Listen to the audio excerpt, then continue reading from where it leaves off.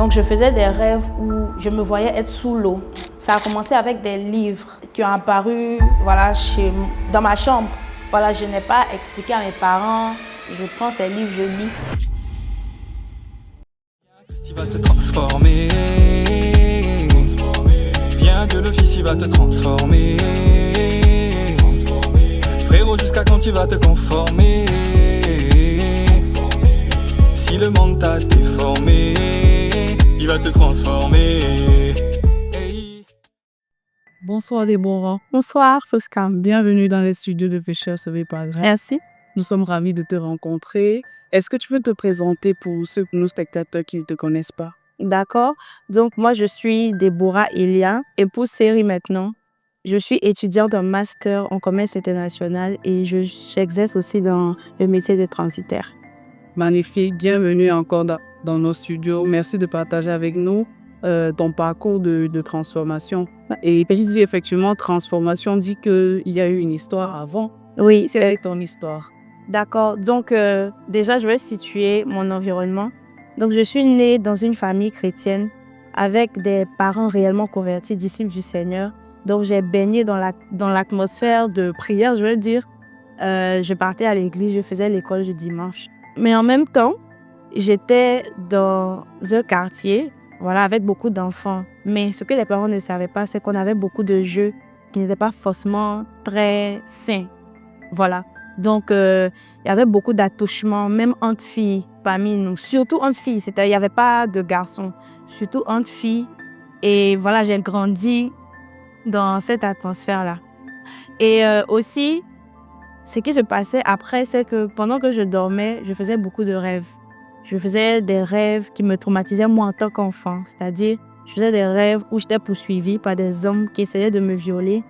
Je faisais des rêves où j'étais poursuivie par des animaux. Je faisais des rêves où j'étais poursuivie où je voyais mes parents décédés, l'un de mes parents décédé. Voilà. Et plus tard, quelques années après, c'était des rêves de mari de nuit. Je ne savais pas, je n'avais pas encore conscience que c'était ça. Mais au fur et à mesure, j'ai réalisé que je subissais beaucoup de violence de la part des esprits de mari de nuit. Et des rêves finalement qui se manifestaient aussi dans le physique. C'est cela. Donc, dans le physique, comme j'ai dit, il y avait beaucoup d'attouchements entre filles. Et j'ai échappé aussi à plusieurs tentatives de viol. Donc, je me rappelle d'une fois, parmi tant d'autres, où je partais rendre visite à une amie. Et sur le chemin, je rencontre un monsieur. C'était un chemin qui n'est pas très fréquenté. Et un monsieur qui me poursuit. Voilà, qui me poursuit en disant clairement ses intentions. Voilà, il fait sortir son sexe. Et il me poursuit, il me dit voilà, c'est qu'il veut faire. Jusqu'à ce que j'arrive chez mon ami. Et puis, je reste là-bas. Et lui aussi, il reste devant la porte jusqu'à ce que les parents entrent le soir du boulot. Et je retourne à la maison. Mais bien avant ça, avec ces amis que j'avais au quartier, une fois, j'ai décidé d'aller jouer avec eux, voilà. Et on me refuse l'accès, en fait, du jeu. Donc, on me dit que la porte est fermée, tout ça, on me raconte plein de choses. Je rentre à la maison. Et quelque temps après, il y a une parmi elles qui sort, qui me dit, en fait, il n'y avait rien, la porte n'était pas fermée, mais il y a la leader du groupe qui a décidé que je ne rentre pas parce qu'elle disait que je me jouais au synth. Ce qui m'a semblé bizarre parce que je n'ai jamais fait ça, justement. On faisait toujours les mêmes jeux, tous ensemble. Et je me suis rendu compte que c'était juste le Seigneur qui voulait m'épargner de ce qu'il est en train de se faire. Parce que ce qu'il est en train de faire ce jour-là était particulièrement sale. Particulièrement sale. Et je n'avais plus d'amis du coup. J'étais seule, donc je me suis renfermée sur moi-même. Et couplé à l'expérience de la tentative de viol, tout a traumatisé. Comme tu me disais, tu es carrément devenue... Voilà, c'est-à-dire que en plus d'être renfermée avec cette tentative de viol, je suis devenue casanière. Donc j'étais renfermée et casanière toute seule à la maison. D'accord. La particularité de ton témoignage vient quand même de ce que tu as eu une vie de rêve assez mouvementée pour ton jeune âge. C'est cela.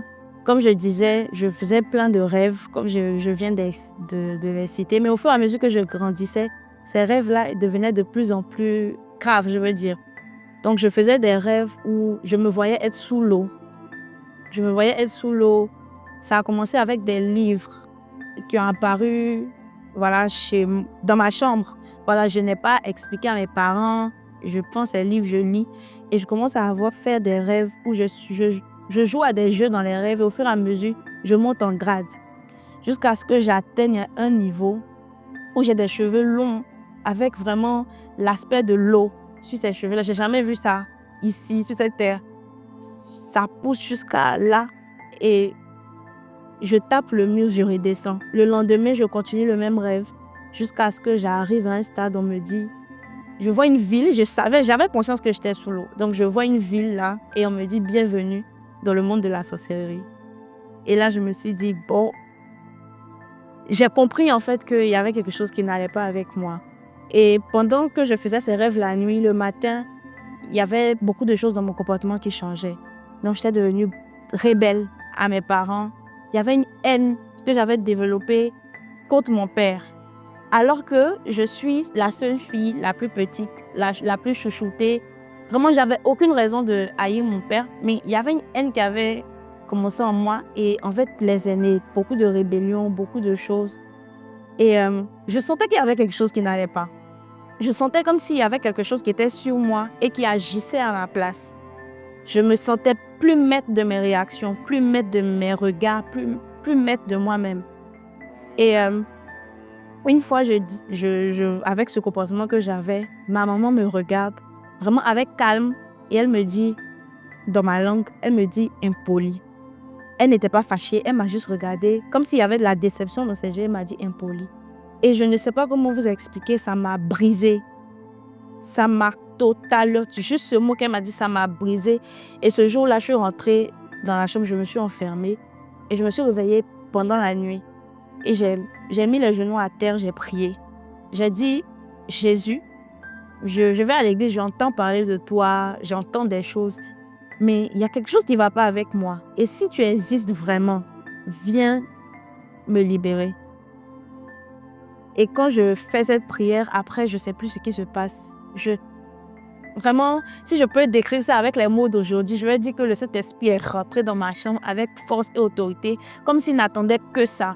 Et j'ai été visitée, je suis tombée. Quand je suis revenue à moi, j'ai vu, il y avait des larmes, des trucs là, partout, les liquides, partout. Et je regarde, je me dis waouh. Et je ressens une paix que je ne saurais décrire. Et j'entends une voix qui me dit, prends ton téléphone, supprime les musiques que tu as. Donc moi, je croyais dans ma tête que j'avais plein de musique chrétienne vu que je partais à l'église. Donc je prends le téléphone, je supprime et je me rends compte que j'ai un seul son chrétien que je n'écoutais jamais. Et j'entends la voix qui me parle encore, qui me dit « range ta chambre ». Donc je me lève, je range ma chambre et je découvre des choses dans ma chambre. Comme si ça fait des mois personne n'habitait là. Alors que je faisais le ménage, je rangeais. Il y avait des cartons, il y avait du sable. Il y avait beaucoup de choses dans ma chambre. Comme si, voilà, j'ai jamais fait le ménage dans ma chambre. Et il faut dire que là, il est 4 heures du matin. Il est 4 heures du matin. Je me lève, je fais un gros ménage comme ça dans ma chambre, sous l'ordre du Saint-Esprit. Et je comprends après que c'est ce qu'il se passait dans ma vie. Le Seigneur est en train de faire un gros ménage dans ma vie.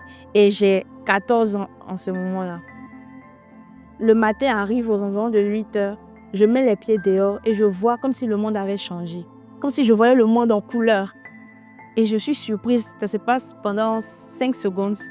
Et là, il y a une grande sœur qui me voit, qui me dit « Déborah, ça va ?» Je dis « Oui ». Elle me dit « Mais tu as changé ». Et là, je suis bouleversée. Je me dis « Mais comment elle sait ce que j'ai vécu ?» Je me pose des questions en fait. Et je comprends que le Saint-Esprit change vraiment. Il change vraiment les gens. La haine, tout ce que j'avais, tout est parti. Et dans mes rêves, le Seigneur aussi va accomplir quelque chose de magnifique. Je fais un rêve après cette période-là, cette rencontre, je fais un rêve où je vois une dame. Je ne sais même pas si c'était pas un rêve parce que j'étais éveillée, j'avais les yeux ouverts. Et je vois une dame qui s'avance vers moi, une femme très belle, mais elle dégage quelque chose de lourd. Et elle s'approche. Je sens dans mon cœur que c'est une sirène. Je sais juste que c'est une sirène. Elle s'approche avec des pas vraiment très lourds. Et quand elle s'approche, je sens une pression sur moi. Je sens qu'il y a quelque chose qui ne va pas. Et là, je prie dans mon cœur je demande au Seigneur de venir à mon secours. Et là, elle disparaît. J'arrive, elle disparaît. Et je cours. Il était encore 4 heures du matin. Je cours, je vais frapper à la porte de mon père. Il ouvre la porte, il me regarde. Il me dit, au nom de Jésus, je n'ai même pas eu le temps de lui expliquer quoi que ce soit. Il me dit, au nom de Jésus, je tombe sur le champ. Et pendant que je suis couchée, j'entends sa voix et la voix de ma mère en train de prier. Donc quand je reviens à moi, il me demande, les habits que tu portes ces derniers temps, tu les as eus où? Et là, je lui explique que j'ai trouvé des habits là. Je ne savais pas d'où ça venait et j'ai pris, j'ai porté. Oui, parce que ce que tu nous as pas dit, effectivement, c'est qu'au début de tout ça, il y a quand même un vêtement. Oui. C'est-à-dire, je vois un vêtement là, je prends, je le porte. Et pendant que mes parents sont en train de discuter, je réalise en fait, je comprends que c'est quelqu'un qui avait donné ces vêtements à mon père, qui dirigeait une assemblée en ce temps-là. Et mon père avait discerné qu'il y avait quelque chose de pas net avec ces vêtements. Donc, il les prend et il les garde quelque part parce qu'il ne voulait pas distribuer. Et moi, je tombe dessus. Je prends et j'ai commencé à avoir toutes ces visitations-là avec ces esprits qui m'apparaissaient. Et donc, papa te demande d'où te viennent les vêtements. Comment... Voilà, comme je dis, donc je lui explique. Et il me dit, d'accord, tu les jettes maintenant. Et je les prends, je les jette. Et depuis ce jour, plus rien dans mes rêves.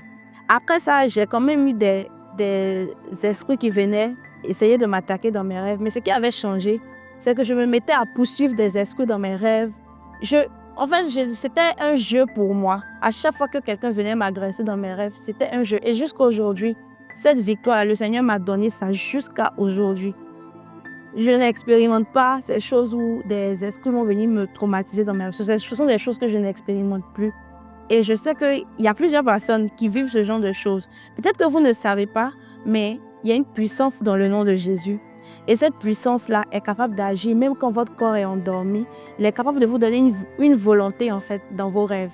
Parce que ce qui est quand même particulier avec ton parcours de foi ou ton parcours de rédemption, c'est que étant dans une famille chrétienne, tu avais quand même la conscience de la puissance de Christ. C'est ça. Je ne l'avais pas expérimenté, mais je l'entendais. Et je pense que c'est une connaissance que j'avais qui m'a aidé à faire le choix quand j'étais face à certaines choses dans mes rêves. Voilà, il y a plusieurs personnes qui reçoivent des esprits de sorcellerie dans leurs rêves.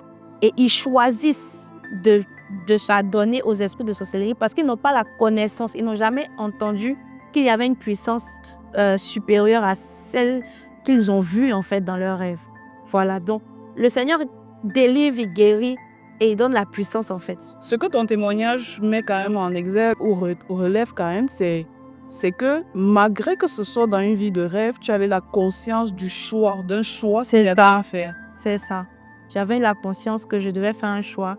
Et je pense que tous ceux qui vivent ce que moi j'ai vécu, ils savent qu'arrivé un moment, on leur propose en fait. On te propose soit de la nourriture, tu es sur l'eau, à chaque fois tu vois des choses, tu es sur l'eau. Tu as inconsciemment, tu sais que, tu es face à quelque chose. Voilà, tu es face à quelque chose. Et je pense que la différence avec moi, c'est que j'avais entendu Jésus. Et en entendant Jésus, je savais que je pouvais refuser ce qu'on me proposait dans mes rêves. Je voulais dire que Jésus est capable de redonner une deuxième chance à ceux qui ont déjà fait un choix. Il est capable de redonner une deuxième chance. Il est capable aussi de te sauver depuis ton adolescence, le début de ton adolescence, ton enfance, et te guider dans ta vie jusqu'à l'âge adulte. Et moi, je l'ai expérimenté. Le Seigneur m'a tenu par la main. Depuis que je l'ai rencontré à l'âge de 14 ans jusqu'à actuellement, les choix que j'ai eu à faire, le Seigneur m'a prise par la main. Je n'ai jamais... Il a toujours été là en fait. Il m'a dit fais ça, fais ci, fais ça. Et étant une adolescente dans ma classe, au lycée et tout, pendant que j'étais assise, pendant qu'il y avait beaucoup de choses autour de moi, le Seigneur me dit reste tranquille, reste calme. Je sais ce que je fais avec toi, je sais où je t'emmène. Et j'ai vu jusqu'à aujourd'hui que ça a été le meilleur choix que j'ai fait jusqu'à présent. Donc, si tu as déjà choisi quelque chose dans tes rêves, tu peux encore revenir. Le Seigneur va te changer, il va agir en toi. Mais si tu ne l'as pas encore fait et que tu es face à ce choix-là, sache que c'est Jésus le meilleur choix que tu puisses faire. Magnifique. Merci beaucoup d'être passé raconter cette histoire d'être passé partager finalement avec nous le chemin de la rédemption.